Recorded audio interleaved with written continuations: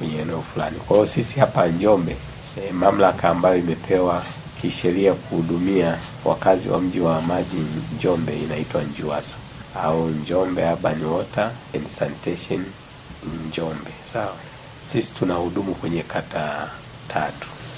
Pamoja na kwamba maeneo yote hatujafika, lakini sheria inatutambua kwamba tunapaswa kutoa huduma kwenye kata ya Ramadhani, kata ya Mji Mwema na kata ya hapa Njombe mjini. Ninafahamu kwamba ninyi wote mmekuja ni wa hapa Njombe mjini. Na mmekuja kwa kweli kwenye wakati, wanasema wakati mwafaka, kwa sababu jana tu nilikuwa na kikao cha management. Tulikuwa na kikao cha management kwa maana wasaidizi wangu wote, na tukawa tumeongelea swala la kutafuta namna au kutafuta forum ambazo zitawafanya wananchi wa Njombe waweze kuelewa shughuli mbalimbali ambazo sisi tunazifanya kwa ajili ya kuboresha huduma ya maji, lakini pamoja hata na kuelewa moja kwa moja kwamba changamoto ambazo zinapatikana kwenye swala la huduma ya maji kwenye maeneo yetu haya ya kihuduma, kwa nini zipo, na kama serikali lakini vile vile kama taasisi ambayo tumepewa dhamana ya kuhakikisha tunaboresha huduma ya maji, ni mambo yapi ambayo tunayafanya ambayo yanaenda kuzimaliza hizi changamoto. Kwa hiyo management tukao tumepanga kwamba tuanze sasa kuwaita wananchi wa maeneo haya ambayo tunayahudumia kwa ajili ya kuweza kuwapitisha. At least unayosema, wazungu wanasema believing is seeing, au wale wanasema Thomas anataka mpaka aone ashike kabisa, asema kumbe hiki kitu bwana kiko hivi. Na kwa nini tunafanya hivyo? Tunafanya hivyo kwa sababu kubwa moja, kwamba usipompa taarifa mwananchi, manake atazitafuta sehemu ambapo anajua kwamba anaweza akahisi kwamba anaweza akapata taarifa sahihi.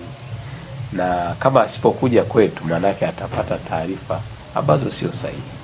Zinaweza zikawa sahihi, lakini usahihi utokee basi kwenye taasisi ambayo inatoa huduma. Kwa maana ya kwamba serikali, kwa sababu imetupa dhamana hilo, basi sisi tunajua mipango ya serikali inayoifanya kwa ajili ya kuboresha huduma ya maji.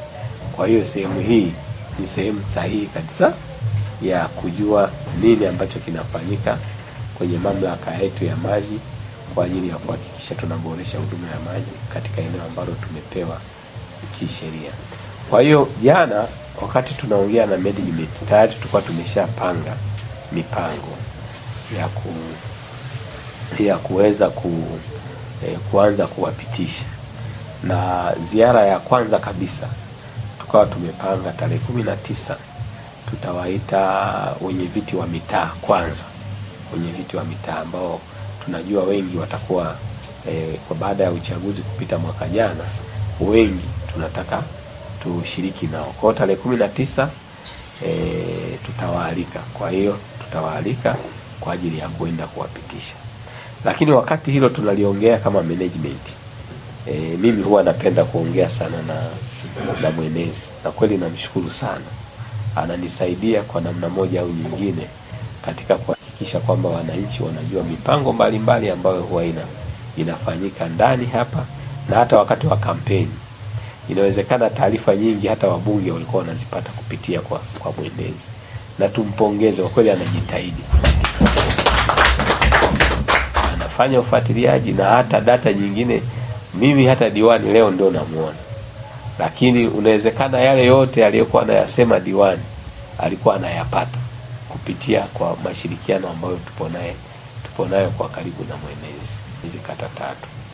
Kama ambavyo mnafahamu kwamba hivi karibuni kumekuwepo na changamoto ya huduma ya maji. Uwepo wenu ujio wenu wa leo tutakwenda kujionea dhahiri kwamba kwa nini kumekuwepo na changamoto. Kwa nini kumekuwepo na changamoto kwenye huduma yetu. Lakini pia mtakwenda kujionea mipango iliyopo ambayo inaenda kutatua changamoto ya huduma ya maji. lakini pia mtapata kuuliza maswali tukiwa site, kuuliza swali lolote, muwe huru kabisa. Mnauliza swali lolote, tutalitolea ufafanuzi kwamba swali changamoto hii itakwenda kuishaje. Eneo letu hili la Njombe mjini. Ziara yetu tumepanga tutatoka hapa. Tukitoka hapa tutaenda kwenye chanzo kimoja wapo ambacho kinaleta maji mjini katikati hapa pamoja na Ramadhani. Chanzo hicho ni kipya. Kimekamilika hivi karibuni. Na hata huduma kimeanza kutoa huduma ni mwaka 2024 mwanzoni. Na kinaitwa chanzo cha Ijunilo.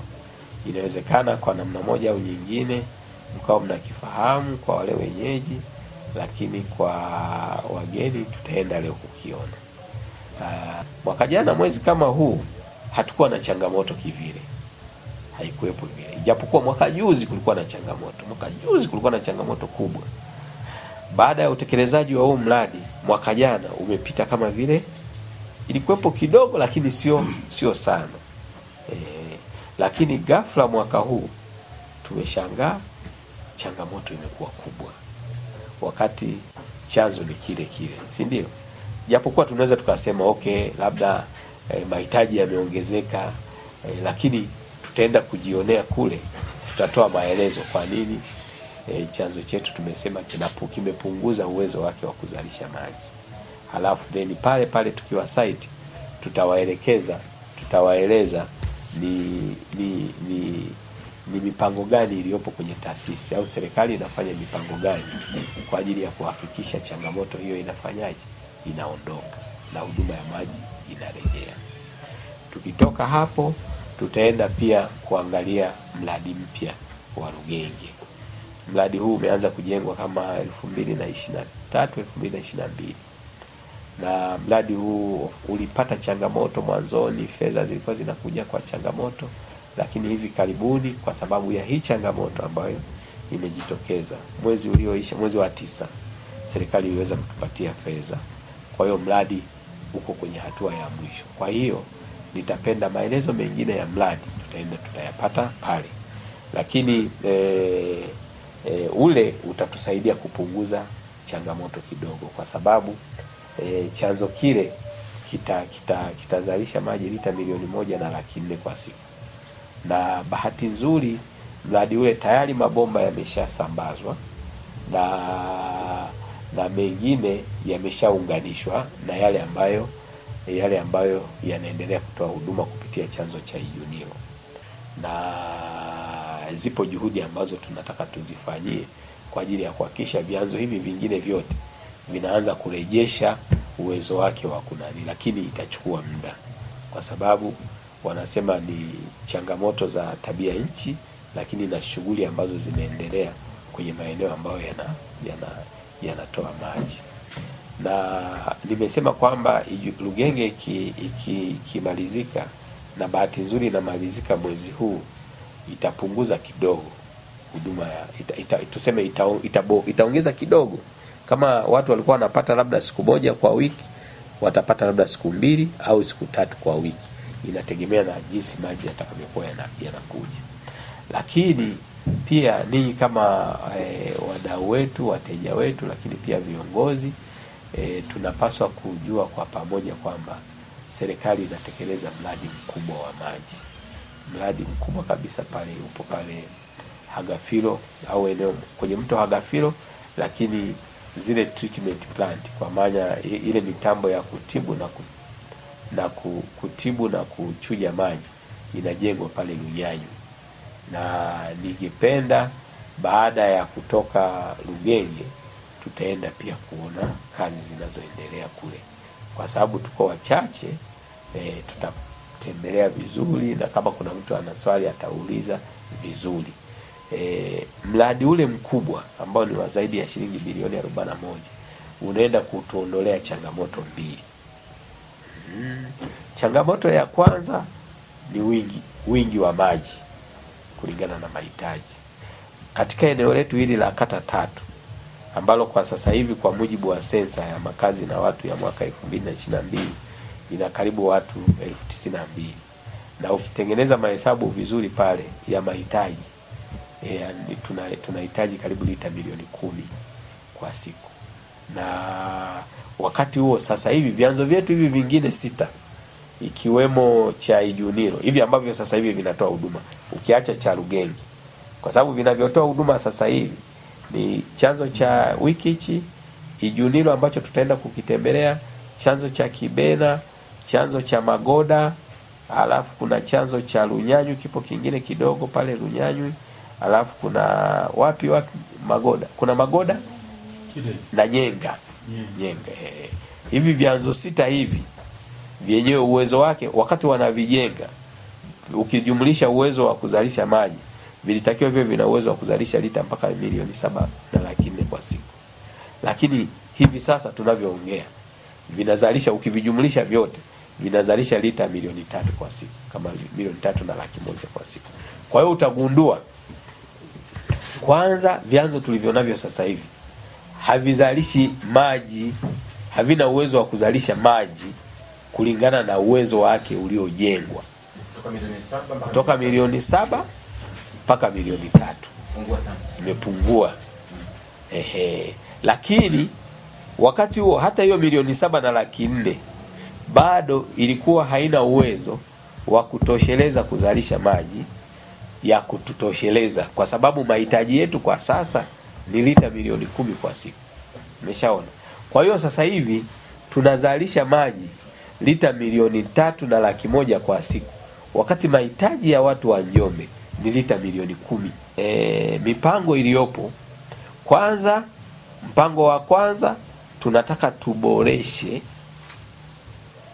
hivi vyanzo vilivyopo viweze kuzalisha maji mpaka milioni 7.4. Yaani vile vilivyopo viwe vina uwezo wa kuzalisha maji kulingana na jinsi vilivyojengwa. Halafu kingine sasa tunatakiwa sasa tuangalie kwa sababu hata tukifanya mipango ya kuboresha hivi vyanzo vilivyopo vizalishe maji ambayo vinaweza vikazalisha kwa uwezo wa jinsi vilivyojengwa, bado hayatoshi. Na maji kila siku yanaongezeka.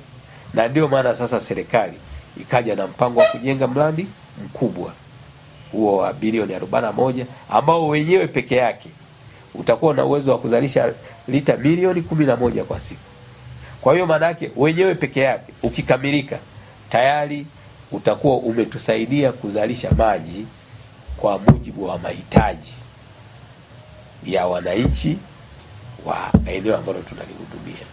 Kuna watu wana visima huko ndani. Ndio maana unaweza ukajikuta kelele sio kubwa sana kivile, kwa sababu kuna watu tunaotakiwa kuwahudumia wana visima vyao. Lakini tutakapokamilisha ule mradi, hata vile visima sasa wasipotumia, tutakuwa tuna uwezo wa kuzalisha maji kwa mahitaji ya watu wetu wa Njombe. Kuna ile mita 60 ambayo kisheria watu hawatakiwi kufanya shughuli za kibinadamu. Sasa unakuta mtu yuko nje ya mita 60. Kuna sheria ya kumkataza kufanya shughuli kwa sababu shamba si ni lake. Analima kule. Sasa kama analima, mvua ikinyesha, kwa mfano sasa hivi wameandaa mashamba, maana yake wamekwatua ardhi. Mvua zikinyesha tu lazima yale maji yakisha tosheleza kwenye mashamba yatadondokea tope lote. Maji yanapita, tunakutana na maji ambayo yamebadilika rangi au yana udongo. Sasa mradi ule wa kwetu sasa wa mkubwa wa serikali unao mtambo wa kusafisha maji. Leo mtaenda kujionea, ambao sasa hata kama watu wakilima wakifanyaje, maji yakikusanywa, yakitibiwa, yakachujwa, tutakuwa na ubora wa maji utakaokuwa unapatikana kutoka kwenye ule mtambo ni ule ule. Kwa hiyo ndio advantage kubwa ambayo tutakwenda kuipata kupitia mradi huo wa Agafilo, au tunasema mradi wa miji 28 ambao serikali yetu ya Chama cha Mapinduzi ilipigania kuhakikisha huo mradi unatekelezwa na unakuwa kwenye manufaa ya watu wa Njombe.